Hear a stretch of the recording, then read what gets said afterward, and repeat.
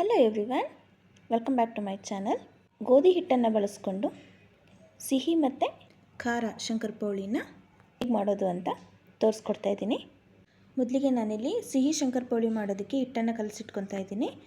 ಹಿಟ್ಟು ಕಲಿಸ್ಕೊಳ್ಳೋದಕ್ಕೆ 2 ಬಟ್ಲಷ್ಟು ಗೋಧಿ ಹಿಟ್ಟನ್ನು ತೊಗೊಂಡಿದ್ದೀನಿ. ಆ ಗೋಧಿ ಹಿಟ್ಟಿಗೆ ಒಂದು ಅರ್ಧ ಸ್ಪೂನಷ್ಟು ಉಪ್ಪು ಹಾಕ್ಕೊಂಡು 2 ಕಪ್ಪಷ್ಟು ಗೋಧಿ ಹಿಟ್ಟಿಗೆ 3/4 ಕಪ್ಪಷ್ಟು ಸಕ್ಕರೆನ ಪುಡಿ ಮಾಡಿ ಹಾಕ್ಕೊಂಡಿದ್ದೀನಿ. ನೋಡಿ, ಇಲ್ಲಿ ನಾನು ಅದಕ್ಕೆ 2-3 ಸ್ಪೂನಷ್ಟು ತುಪ್ಪ ಹಾಕ್ಕೋತಾ ಇದ್ದೀನಿ. ತುಪ್ಪ ಬೇಡ, ತುಪ್ಪ ಇಲ್ಲ ಅನ್ನೋರು ಎಣ್ಣೆ ಕೂಡ ಹಾಕ್ಕೊಂಡು ಈ ರೀತಿ ಚೆನ್ನಾಗಿ ಎಲ್ಲದನ್ನು ಸಕ್ಕರೆ, ತುಪ್ಪ, ಉಪ್ಪು ಎಲ್ಲದನ್ನು ಗೋಧಿ ಹಿಟ್ಟಿಗೆ ಚೆನ್ನಾಗಿ ಮಿಕ್ಸ್ ಮಾಡ್ಕೊಳ್ಳಿ. ಈ ರೀತಿ ನೋಡಿ, ಕೈಯಲ್ಲಿಟ್ಟು ಉಂಡೆ ಥರ ಮಾಡಿದ್ರೆ ಅದು ಮುದ್ದೆ ಥರ ಈ ರೀತಿ ಆಗಬೇಕು. ನೋಡಿ, ಈಗ ಆಗಿದೆ. ಇದಕ್ಕೆ ಸ್ವಲ್ಪನೇ ನೀರು ಹಾಕ್ಕೊಂಡು ಚಪಾತಿ ಹಿಟ್ಟು ನೀವೇನು ಕಲಿಸ್ತೀರಲ್ಲ ಅದಕ್ಕಿಂತ ಸ್ವಲ್ಪ ಗಟ್ಟಿ ಇರಬೇಕು. ಇದು ತುಂಬ ಸಾಫ್ಟ್ ಆಗಬಾರ್ದು, ಸ್ವಲ್ಪ ಗಟ್ಟಿ ಆಗೋ ರೀತಿಯಲ್ಲಿ ಕಲಸಿಟ್ಕೊಳ್ಳೋಣ ಇದನ್ನು. ನೋಡಿ, ಈ ರೀತಿ ನೋಡಿ ಎಷ್ಟು ಗಟ್ಟಿ ಇದೆ. ಚಪಾತಿ ಹಿಟ್ಟು ನಾವು ಇದಕ್ಕಿಂತ ಸ್ವಲ್ಪ ತೆಳುವೇ ಕಲಸಿರ್ತೀವಲ್ವ, ಆದರೆ ಇದು ಹಾಗಲ್ಲ, ಸ್ವಲ್ಪ ಗಟ್ಟಿನೇ ಕಲಸಿಡಬೇಕು. ಇದನ್ನು ಈ ರೀತಿ ಕಲಸಿ ಉಂಡೆ ಮಾಡಿಕೊಂಡು ಸಾಫ್ಟಾಗಿ ಒಂದು 10 ನಿಮಿಷ ನೆನೆಯೋದಕ್ಕೆ ಬಿಟ್ಬಿಡೋಣ. ನೋಡಿ, ಅಷ್ಟರಲ್ಲಿ ಈ ಕಡೆ ಖಾರ ಶಂಕರಪೋಳಿ ಮಾಡೋದಕ್ಕೂ ಇವಾಗಲೇ ಕಲಸಿಟ್ಕೋತಾ ಇದ್ದೀನಿ. ಇವಾಗಲೇ ಕಲಸಿಟ್ಕೊಂಡ್ರೆ ನಮಗೂ ಸ್ವಲ್ಪ ಟೈಮ್ ಸೇವಿಂಗ್ ಅಲ್ವಾ, ಹಾಗಾಗಿ ನೋಡಿ ಇದಕ್ಕೂ ಅಷ್ಟೇ ನಾನು 2 ಬಟ್ಲಷ್ಟು ಗೋಧಿ ಹಿಟ್ಟು ತೊಗೊಂಡಿದ್ದೀನಿ. ಅದಕ್ಕೆ ರುಚಿಗೆ ಉಪ್ಪು, ಒಂದು ಅರ್ಧ ಸ್ಪೂನಷ್ಟು ಜೀರಿಗೆ, 1 ಸ್ಪೂನಷ್ಟು ಅಜ್ವೈನ್, ಓಂಕಾಳು ಕ್ರಷ್ ಮಾಡಿ ಹಾಕ್ಕೊಂಡಿದ್ದೀನಿ. ಅದು ಫ್ಲೇವರ್ ಚೆನ್ನಾಗಿ ಬಿಡುತ್ತೆ ಅಂತ ಅಷ್ಟೇ. 1-1.5 ಸ್ಪೂನಷ್ಟು ಅಚ್ಕಾರದ ಪುಡಿ. ನಿಮಗೆ ಖಾರ ಜಾಸ್ತಿ ಬೇಕು ಅನಿಸಿದ್ರೆ ಇನ್ನೊಂದು ಸ್ವಲ್ಪ ಹಾಕ್ಕೋಬೋದು. ಮತ್ತು 1 ಸ್ಪೂನಷ್ಟು ತುಪ್ಪ. ಇದು ಆಪ್ಷನಲ್ಲು. ತುಪ್ಪ ಬೇಡ ಅಂದರೆ ನೀವು ಚಪಾತಿ ಹಾಕಿ ಕಲಿಸುವಾಗ ಎಣ್ಣೆ ಹಾಕ್ಕೊಂಡು ಕಲಿಸ್ತೀರಲ್ವ, ಅದೇ ರೀತಿ 1-1.5 ಸ್ಪೂನಷ್ಟು ಎಣ್ಣೆ ಹಾಕ್ಕೊಂಡು ಸ್ವಲ್ಪನೇ ನೀರು ಹಾಕ್ಕೊಂಡು ಇದನ್ನು ನೀವು ಮಾತ್ರ ಚಪಾತಿ ಹಿಟ್ಟು ನೀವೇನು ಕಲಿಸ್ತೀರಾ ಅದನ್ನು ಅದೇ ರೀತಿಯಲ್ಲೇ ಅಷ್ಟೇ ಸಾಫ್ಟಾಗಿ ಕಲಸಿಟ್ಕೊಂಡು ಇದನ್ನು ಅಷ್ಟೇ 10 ನಿಮಿಷ ನೆನೆಯೋದಕ್ಕೆ ಬಿಟ್ಬಿಡೋಣ. ನೋಡಿ, ಅದನ್ನು ಕಲಸೋ ಅಷ್ಟರಲ್ಲಿ ಈ ಸಿಹಿ ಶಂಕರಪೋಳಿ ಕಲಿಸಿದ್ವಲ್ಲ ಹಿಟ್ಟು, ಅದು ಚೆನ್ನಾಗಿ ನೆಂದಿದೆ. ಇನ್ನೊಂದು ಸರಿ ಇದನ್ನು ಈ ರೀತಿ ತಗೊಂಡು ಕೈಯಲ್ಲಿ ಚೆನ್ನಾಗಿ ಒಂದು ಸರಿ ನಾದ್ಕೊಳ್ಳಿ. ನೋಡಿ, ನನಗಿಲ್ಲಿ ಉಂಡೆ ಸ್ವಲ್ಪ ದಪ್ಪ ಅನ್ನಿಸ್ತು, ಹಾಗಾಗಿ ಅದನ್ನು 2 ಪಾರ್ಟ್ ಮಾಡಿಕೊಂಡು ಲಟ್ಟಿಸ್ಕೋತಾ ಇದ್ದೀನಿ. ಅದು ಸ್ವಲ್ಪ ದಪ್ಪ ಇರೋದ್ರಿಂದ ಲಟ್ಸೋದಕ್ಕೆ ತುಂಬ ಕಷ್ಟ ಆಗುತ್ತೆ. ಲಟ್ಸಿದ್ರೂ ಮತ್ತು ಕಟ್ ಮಾಡಿ ಆ ಶೇಪ್ ಎಲ್ಲ ಕೊಡೋದಕ್ಕೆ ತುಂಬ ಕಷ್ಟ ಆಗುತ್ತೆ. ಹಾಗಾಗಿ ನೋಡಿ, ನಾನಿಲ್ಲಿ ಲಟ್ಟಿಸ್ತಾ ಇರುವಾಗ ಅದು ಸೈಡೆಲ್ಲ ಎಡ್ಜಸ್ಸು ಸ್ವಲ್ಪ ಕಟ್ ಆಗ್ತಾಯಿದೆ. ತೊಂದರೆ ಇಲ್ಲ, ಅದನ್ನು ನಾವು ಕೊನೆಯಲ್ಲಿ ಎಲ್ಲ ಲಟ್ಸಿದ್ದಾದ ನಂತರ ಅದನ್ನು ಕಟ್ ಮಾಡಬೇಕಾಗತ್ತೆ. ನೋಡಿ, ಈ ರೀತಿ ಒಂದೇ ಶೇಪಲ್ಲಿ ಕಟ್ ಮಾಡ್ಕೊಳ್ಳಿ. ತುಂಬ ತೆಳುವಾಗಿ ಲಟ್ಟಿಸ್ಬಾರ್ದು ಅಥವಾ ತುಂಬ ದಪ್ಪನೂ ಲಟ್ಟಿಸ್ಬಾರ್ದು. ಮೀಡಿಯಮ್ಮು 1/4 ಇಂಚಷ್ಟು ಬರುತ್ತೆ ರೀತಿಯಲ್ಲಿ ದಪ್ಪನಾಗಿ ಲಟ್ಟಿಸ್ಕೋಬೇಕು. ಈ ರೀತಿ ಎಲ್ಲದೂ ಎಡ್ಜಸ್ಸನ್ನು 4 ಭಾಗನ ಕಟ್ ಮಾಡಿ ತೆಗೆದಿಟ್ಕೊಳ್ಳೋಣ. ತೆಗೆದಿಟ್ಟಿರೋ ಎಡ್ಜಸ್ಸನ್ನು ಕೂಡ ನೀವು ಸಣ್ಣದಾಗಿ ಕಟ್ ಮಾಡಿ ಎಣ್ಣೆಯಲ್ಲಿ ಫ್ರೈ ಮಾಡಿಕೊಂಡ್ರೆ ಅದು ಏನು ವೇಸ್ಟ್ ಆಗಲ್ಲ ಅಲ್ವಾ. ನೋಡಿ, ಈ ರೀತಿ ಸ್ಕ್ವೇರ್ ಶೇಪಲ್ಲಿ, ನಾನಿಲ್ಲಿ ಸ್ಕ್ವೇರ್ ಶೇಪಲ್ಲಿ ಕಟ್ ಮಾಡ್ಕೋತಾ ಇದ್ದೀನಿ. ನಿಮಗೆ ಯಾವ ಶೇಪ್ ಇಷ್ಟ ಆಗುತ್ತೆ, ಸ್ಕ್ವೇರು ಅಥವಾ ಡೈಮಂಡು, ಆ ರೀತಿಯಲ್ಲಿ ಕಾಜು ಬರ್ಫಿದೆಲ್ಲ ನೀವು ಶೇಪ್ಸ್ ನೋಡಿರ್ತೀರಲ್ಲ, ಆ ರೀತಿಯಲ್ಲಿ ಬೇಕಂದ್ರೂ ಕಟ್ ಮಾಡ್ಕೋಬೋದು. ನೋಡಿ, ಈ ಸ್ವೀಟ್ ರೆಸಿಪಿ ಅಂತೂ ತುಂಬಾ ಚೆನ್ನಾಗಿರುತ್ತೆ. ತುಂಬ ಈಸಿ ರೆಸಿಪಿ ಕೂಡ, ಮಕ್ಕಳಂತೂ ತುಂಬ ಇಷ್ಟಪಟ್ಟು ತಿಂತಾರೆ ಅಲ್ವಾ.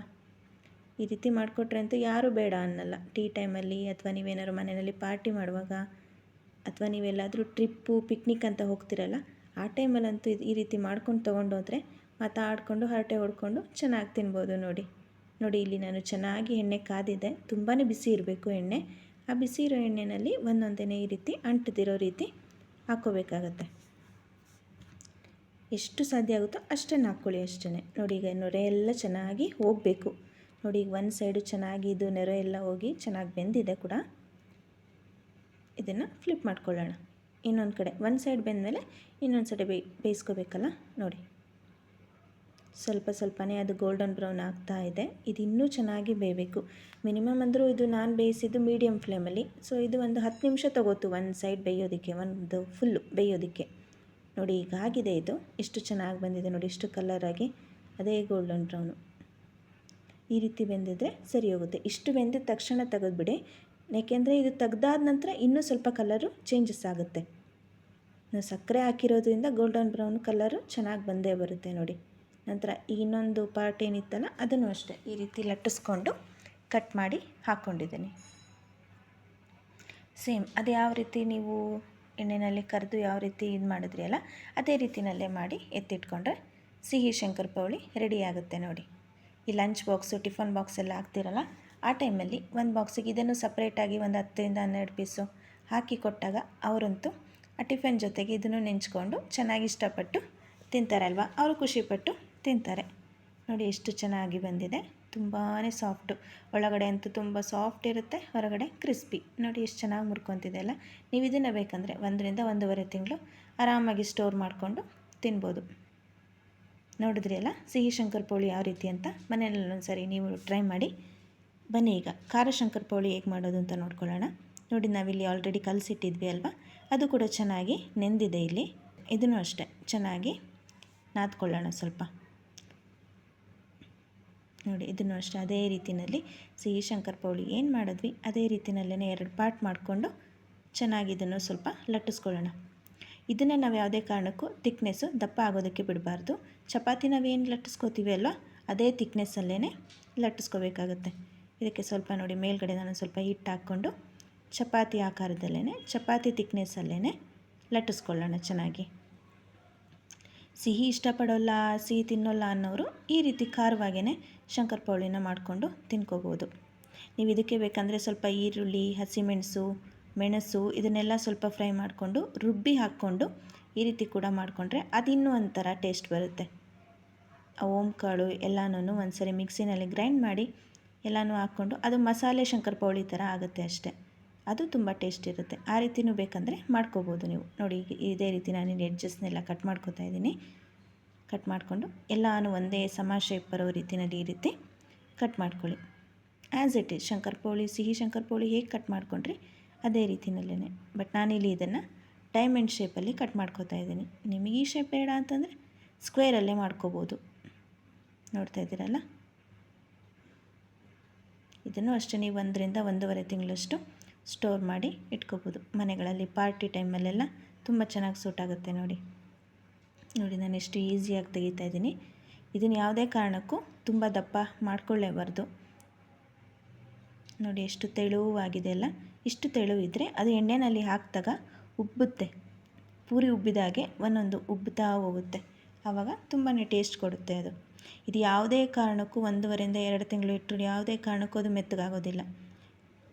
ನೋಡಿ ಇದನ್ನು ಅಷ್ಟೇ ಸ್ವಲ್ಪ ಸ್ವಲ್ಪನೇ 1 ನಿಮಿಷ ಬೇಯಿಸ್ಕೊಂಡು ತುಂಬ ಕ್ರಿಸ್ಪ್ ಆಗೋ ರೀತಿಯಲ್ಲಿ ಬೇಯಿಸ್ಕೊಂಡ್ರೆ ಸಾಕಾಗುತ್ತೆ. ನೋಡಿ ಈಗ ನೊರೆ ಎಲ್ಲ ಹೋಗಿದೆ, ಆಲ್ಮೋಸ್ಟ್ ಗೋಲ್ಡನ್ ಬ್ರೌನ್ ಆಗಿದೆ. ನೋಡಿ ಈಗ ಇದು ಚೆನ್ನಾಗಿ ಕುಕ್ ಆಗಿದೆ. ಇದನ್ನು ಇವಾಗ ಎಣ್ಣೆಯಿಂದ ತೆಗೆದುಬಿಡೋಣ ಅಷ್ಟೇ. ನನಗೆ ಇದನ್ನು ಮಾಡೋದಕ್ಕೆ 1-2 ನಿಮಿಷ ಬೇಕಾಯಿತು ನೋಡಿ ಅಷ್ಟೇ, ಎರಡೂ ಕಡೆ ಬೇಯಿಸ್ಕೊಳ್ಳೋದಕ್ಕೆ. ಎಣ್ಣೆ ಅಂತೂ ತುಂಬ ಚೆನ್ನಾಗಿ ಕಾದಿರಬೇಕು, ಆವಾಗಷ್ಟೇ ಚೆನ್ನಾಗಿ ಅದು ಕೂಡ ಫ್ರೈ ಆಗುತ್ತೆ. ಉಳಿದಿರೋವಂಥ ಪ್ಯಾಟನ್ನು ಈ ರೀತಿ ನಾನು ಲಟ್ಟಿಸ್ಕೊಂಡು ಹಾಕ್ಕೊಂಡಿದ್ದೀನಿ. ಅದನ್ನು ಅಷ್ಟೇ ಈ ರೀತಿ ಮಾಡ್ಕೊಂಡು ತೆಗೆದಿಟ್ಕೊಂಡ್ರೆ ಸಿಹಿ ಶಂಕರಪೋಳಿ ಕೂಡ ರೆಡಿ ಆಗುತ್ತೆ. ನೋಡಿದ್ರಿ ಅಲ್ಲ, ಇದೆರಡಂತೂ ತುಂಬ ಸಿಂಪಲಾಗಿ ಮಾಡ್ಬೋದು. ತುಂಬ ಟೈಮ್ ಸೇವಿಂಗ್ ರೆಸಿಪಿ ಅಂತಲೂ ಕೂಡ ಹೇಳ್ಬೋದು. ತುಂಬ ಟೇಸ್ಟಿಯಾಗೂ ಇರುತ್ತೆ. ನಾವು ಗೋಧಿ ಹಿಟ್ಟಲ್ಲಿ ಮಾಡಿರೋದ್ರಿಂದ ಹೆಲ್ದಿ ಕೂಡ ಹೇಳ್ಬೋದು. ನೀವು ಬೇಕಿಲ್ಲ ಅಂತಂದರೆ ಮೈದಾ ಹಿಟ್ಟಲ್ಲಿ ಕೂಡ ಮಾಡ್ಕೋಬೋದು. ಇದಕ್ಕೆ ತುಂಬ ಹೆಚ್ಚೇನು ಇಂಗ್ರೀಡಿಯೆಂಟ್ಸ್ ಏನು ಬೇಕಾಗೋದಿಲ್ಲ ನೋಡಿ. ಯಾವುದನ್ನು ಹೊರಗಿಂದ ತಂದು ಹಾಕೋ ಅವಶ್ಯಕತೆ ಇರಲ್ಲ. ಮನೆಯಲ್ಲೇ ಮಸಾಲೆ ಪದಾರ್ಥ ನೀವೇನೇನು ಉಪಯೋಗಿಸ್ತೀರೋ ಅದನ್ನೇ ಉಪಯೋಗಿಸ್ಕೊಂಡು ಹಾಕ್ಕೊಂಡು ಮಾಡ್ಕೊಳ್ಳೋ ಅಂಥ ತುಂಬ ಈಸಿ ರೆಸಿಪಿ. ತುಂಬ ಚೆನ್ನಾಗಿರುತ್ತೆ. ಟೀ ಟೈಮಲ್ಲಂತೂ ಸಂಜೆ ಟೈಮಲ್ಲೆಲ್ಲ ಫ್ಯಾಮಿಲಿ ಜೊತೆ ಕೂತ್ಕೊಂಡು ಆರಾಮಾಗಿ ತಿನ್ಬೋದು. ನಿಮಗೆ ರೆಸಿಪಿ ಇಷ್ಟ ಆಗಿದೆ ಪ್ಲೀಸ್ ನನ್ನ ಚಾನಲ್ನ ಸಬ್ಸ್ಕ್ರೈಬ್ ಮಾಡಿ. Thank you for watching.